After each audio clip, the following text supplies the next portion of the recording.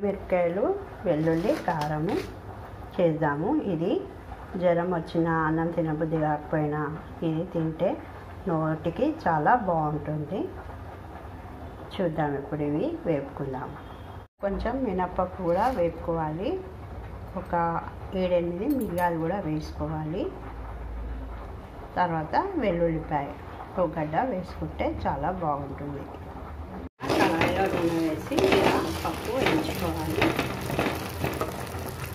పప్పు వేగుతుంది కదా, ఇదే పప్పులో ఇలా మిర్చి కూడా వేసి వేసుకోవాలి.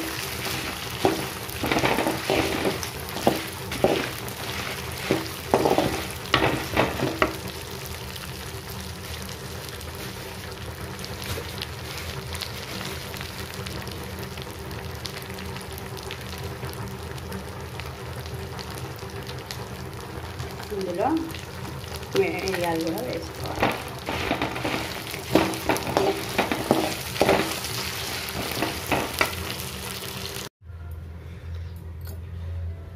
ఇలా మంచిగా దూరగా వేయించుకోవాలి. వేయించుకున్న తర్వాత వీటిని పొడి చేసుకోవాలి.